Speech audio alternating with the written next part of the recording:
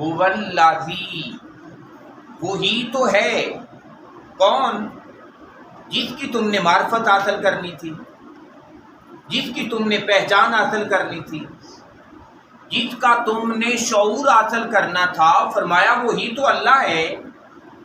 خالقہ، فرمایا جس نے تخلیق فرمایا ہے، لکم، تمہارے لیے، ما فی الارض، جو کچھ زمینوں کے اندر ہے، فرمایا زمین میں جو کچھ موجود ہے اس نے تمہارے لیے ہی تو تخلیق فرمایا ہے۔ تو جس نے اپنی تمام تر تخلیقات آپ کے لیے کر رکھی ہیں، فرمایا تمہیں تو اس کی معرفت حاصل کرنی تھی، تمہیں تو اس کی پہچان حاصل کرنی تھی، تمہیں تو اس کا بندہ بن جانے کا حق ادا کرنا تھا، اور بندے تو ہی یہ سارے انعام اس اللہ سے لینے کے باوجود اسی اللہ سے دور ہو گیا ہے۔ پھر ارشاد فرمایا میرے اللہ نے جمیعا، اور کوئی 2 4 20 25 100 200 نعمتیں تمہارے لیے نہیں تخلیق فرمائی، فرمایا اس زمین کے اوپر اور اس زمین کے اندر جو کچھ ہے، فرمایا وہ سارے کا سارا تمہارے لیے ہی ہے۔ اور آج ہم دیکھتے ہیں کہ اس زمین کے اوپر بھی بہت ساری نعمتیں ہیں جو ہمیں نصیب ہو رہی ہیں، اور بڑے ہمارے کسان بھائی بھی ایسے بیٹھے ہوئے ہیں کہ جو اس بات کو جانتے ہیں کہ زمین کے اندر بھی میرے اللہ نے کس انداز کے ساتھ ہم ایک ایک دانہ پھینکتے ہیں، اور اس ایک ایک دانے کے بدلے میں کس انداز سے 100 دانہ جو ہے وہ زمین اگل کے ہمارے سامنے رکھ دیتی ہے۔ تو یہ وہ ساری کی ساری نعمتیں ہیں جو میرے اللہ کا وعدہ ہے، اور یہ ساری کی ساری نعمتیں ہمیں نصیب ہو رہی ہے۔ پھر میرے اللہ نے ارشاد فرمایا ثم استوی، پھر وہ متوجہ ہوا اپنی شان کے مطابق جو اس کے لائق ہے، الی السماء، آسمان کی طرف، پھر وہ آسمانوں کی طرف متوجہ ہوا، فسواہن، اور پھر انہیں برابر برابر بنا دیا، اس انداز کے ساتھ برابر برابر کیا کہ کسی قسم کی کوئی کمی میرے اللہ نے ان کے اندر نہ رہنے دی۔ پھر ارشاد فرمایا سبع سماوات، اور یہ بھی یاد رکھنا کہ یہ جہاں تک تمہاری نظر دیکھتی ہے یہی سب کچھ نہیں ہے، بلکہ یہ طے در طے 7 آسمان ہیں جو اللہ تبارک و تعالیٰ نے تخلیق فرمائے ہوئے ہیں۔ پھر ارشاد فرمایا میرے اللہ نے واہ واہ، اور بندے یہ بات بھی یاد رکھنا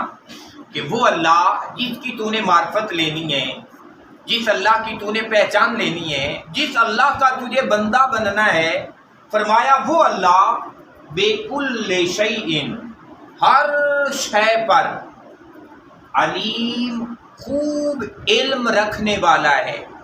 فرمایا ہر وہ چیز جسے تو شے کہہ سکتا ہے کہ یہ بھی کوئی شے ہے، تو فرمایا جو شے ہے نا، اللہ اس کا علم رکھتا ہے۔ وہ شے چاہے تیرے اعمال ہو، چاہے تیرا اخلاق ہو،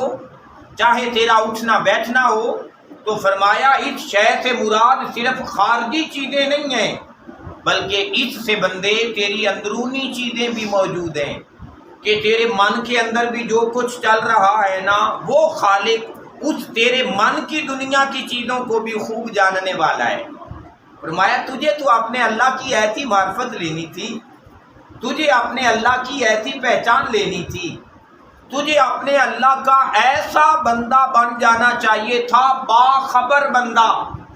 کہ جس بندے کو یہ خبر ہو جاتی کہ بھائی میرا اللہ بھی مجھ سے خوب جاننے والا ہے۔ تو جب تجھے یہ خبر لگ جاتی نا، تو فرمایا پھر تیری اصلاح ہو جاتی۔ آج اصلاح کا نہ ہونے کا بہت بڑا سبب بھی یہ ہے کہ ہم ساری دنیا کو سیدھا کر دینا چاہتے ہیں، ہم ہر کسی کو سیدھا کرنا چاہتے ہیں، اور اگر سیدھا نہیں ہونا چاہتے تو خود سیدھا نہیں ہونا چاہتے۔ حالانکہ میرا اللہ ارشاد فرماتا ہے کہ وَفِي أَنفُسِكُمْ أَفَلَا تُبْصِرُونَ، فرمایا لوگو تیرے اللہ کے تمام تر جلوے تو فرمایا تیرے اندر موجود ہیں، اور اگر تو سیدھا ہونا چاہتا ہے تو فرمایا سیدھا ہونے کی لیے باہر دیکھنے کی ضرورت ہی نہیں، اس اللہ نے تمام تر روشنیاں تو تیرے اندر رکھ دی ہوئی ہیں۔ اسی لیے قلندر لاہوری علامہ محمد اقبال رحمۃ اللہ تعالی علیہ نے بھی فرمایا تھا کہ اپنے ہی من میں ڈوب کے پاجا سراغ زندگی، کہ بندے زندگی کی تمام حقیقتیں اللہ تبارک و تعالیٰ نے تیرے من کے اندر رکھ دی ہوئی ہیں۔ اس لیے ہمیں ارشاد فرمایا میرے اللہ نے کہ بندے یہ بات کسی صورت اپنے من سے جانے نہ دینا کہ کوئی نہیں دیکھ رہا، یہ بات ہمیشہ یاد رکھنا کہ وہ ایک خالق ہے، اگر کائنات میں سے کوئی نہیں دیکھ رہا تو اس کی نظر سے اوجھل بھی کوئی نہیں ہے، وہ ہمیشہ دیکھ رہا ہے۔ پھر ارشاد فرمایا میرے اللہ نے وَإِذْ قَالَ، فرمایا وہ وقت بھی یاد کریں جب ارشاد فرمایا ربک، اے بندے تیرے رب نے جب ارشاد فرمایا للملائکۃ، اور یہ ارشاد صاحب فرشتوں کے لیے فرمایا، فرشتوں کو ارشاد فرمایا انی جاعل، کہ میں بنانے والا ہوں فی الارض، زمین کے اندر خلیفہ، ایک نائب، کہ میں زمین کے اندر اپنا ایک نائب بنانے والا ہوں۔ یہاں سے ایک یہ بات بھی پتہ چلی کہ یہ جو نائب بنانے کا سلسلہ تھا نا، یہ زمین کے لیے تھا، لیکن آدم علیہ السلام کو خلیفہ بنایا گیا، آدم علیہ السلام بنا دیے گئے اور انہیں جنت میں رکھ دیا گیا۔ یا اللہ تو نے تو ارشاد فرمایا تھا کہ زمین کے لیے بنایا ہے،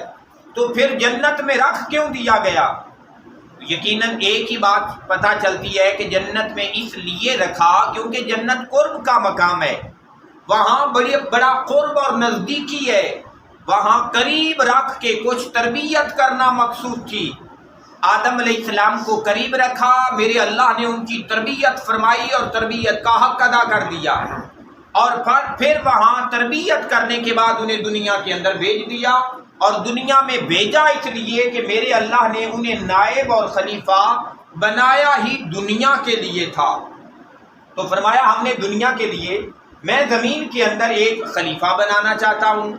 تو قالو، تو وہ جنہیں میرے اللہ نے فرمایا نا کہ میں بنانا چاہتا ہوں، تو قالو، پھر انہوں نے کہا، وہ جو فرشتے تھے، اتجعل، اے پروردگار عالم کیا تو بنائے گا، کیا تو تخلیق فرمائے گا خلیفہ فیہا، اس ارض میں، اس زمین میں،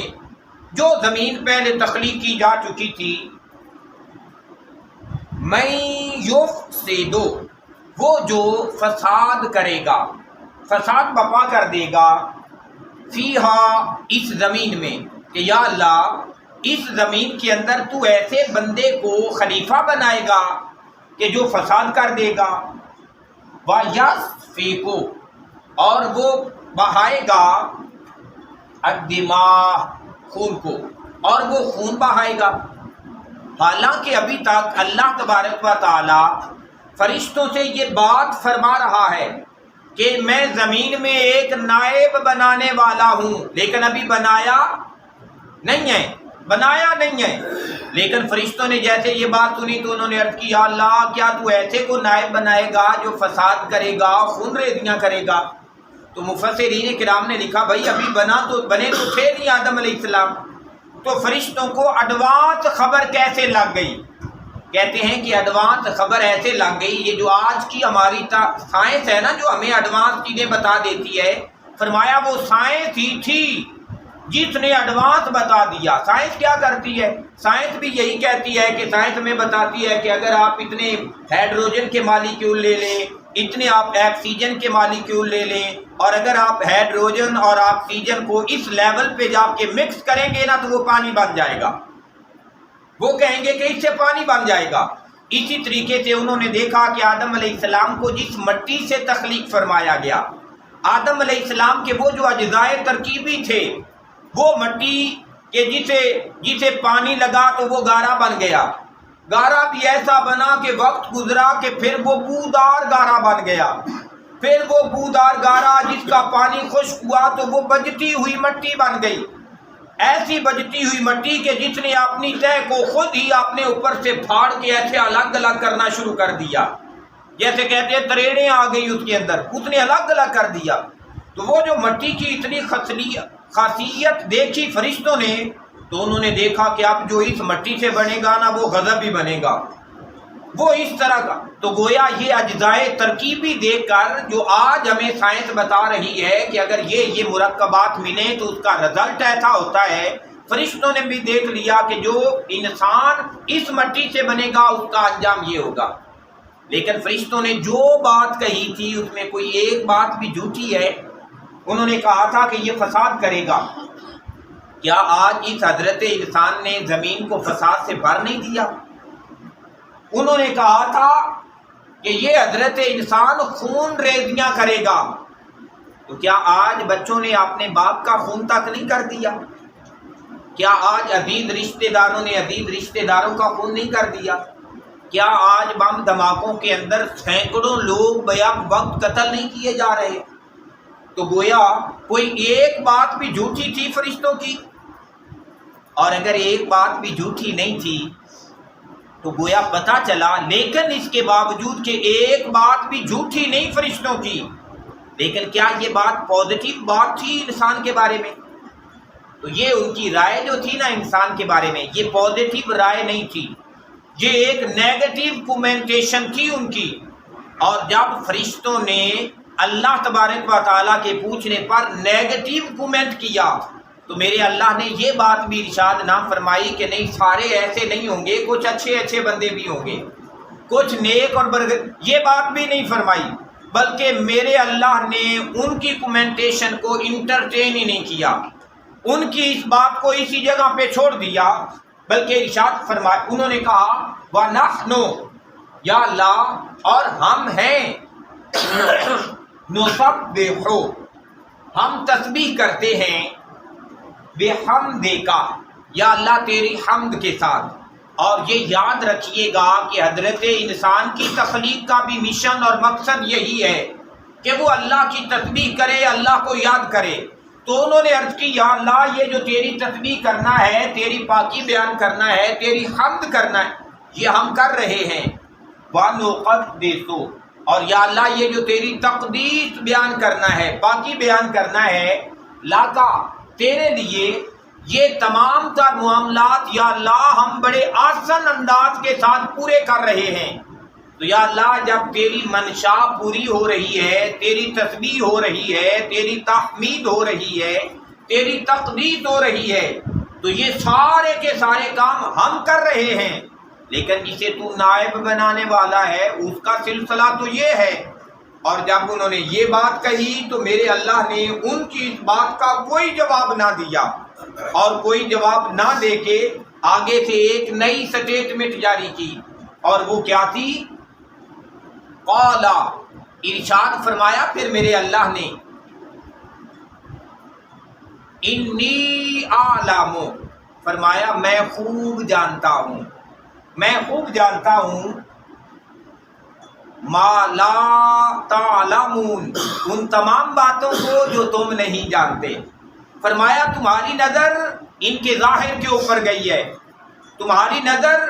اس مٹی کے ظاہری مرکبات کو دیکھ کے اس سے نتیجہ اس نے اخذ کر لیا ہے۔ اور یہ یاد رکھیے گا کہ یہ جو سائنس ہے ہمیشہ حق تک نہیں پہنچتی۔ بڑی دفعہ ایسے ہوا کہ سائنس نے بڑے رزلٹس نکالے لیکن اس نے ٹھیلا کھایا، وہ ثواب کو نہ پہنچی بلکہ غلطی لگ گئی سائنس کو۔ تو میرے اللہ نے ارشاد فرمایا تم نے اس کے ظاہر کو دیکھا ہے اور میں دیکھتا ہوں وہ کچھ، فرمایا جو تمہاری نظروں سے اوجھل ہے۔ اور یقیناً پھر اس کائنات میں ایسے لوگ بھی آئے، ایسے حضرت انسان بھی آئے کہ فرشتوں کی رائے اپنی جگہ پہ رہ گئی، لیکن وہ کچھ ایسے بھی ہو گزرے کہ جنہوں نے اس کائنات میں اپنے اللہ کی رضا کے لیے، اپنے اللہ کے دین کی سربلندی کے لیے اپنا سب کچھ اللہ کے حضور پیش کر دیا، اللہ کے لیے قربان کر دیا، کوئی ایک چیز بھی نہ بچائی، اللہ کے حکم سے پیچھے نہ ہٹے۔ تو پھر یقیناً میرے اللہ نے فرمایا فرشتوں تم تو کہتے تھے کہ یہ دنیا میں فساد کرے گا، دیکھو یہ سب کچھ پیش کر رہا ہے اور میری رضا کے لیے پیش کر رہا ہے۔ ان شخصیات میں سے ایک شخصیت حضرت ابراہیم علیہ السلام کی بھی ہے، جنہوں نے سب کچھ اپنے اللہ کے حضور پیش کر دیا، اور حضرت ابراہیم علیہ السلام کے ساتھ ذبح عظیم کی صورت میں ایک ہستی حضرت امام علی مقام حضرت امام حسین علیہ السلام کی بھی ہے، کہ جنہوں نے اپنا سب کچھ پیش کر دیا، اور انسانیت کو بلکہ ملائکہ کو بھی یہ سبق اور درس دیا کہ انسان ایسے بھی ہیں کہ جو اپنا سب کچھ پیش کر دیتے ہیں اور مقصد صرف اپنے اللہ کی رضا ہوتی ہے۔ تو اللہ تبارک و تعالیٰ سے دعا ہے کہ وہ اللہ جو ہمیں کائنات کی تمام چیزیں یاد دلا کے ہم سے یہی چاہتا ہے کہ بندے تو میری معرفت حاصل کر، تو میری پہچان حاصل کر، تو میرا بندہ ہونے کا حق ادا کر دے، تو میرا اللہ ہمیں کما حق کو بندہ بننے کی توفیق نصیب فرمائے۔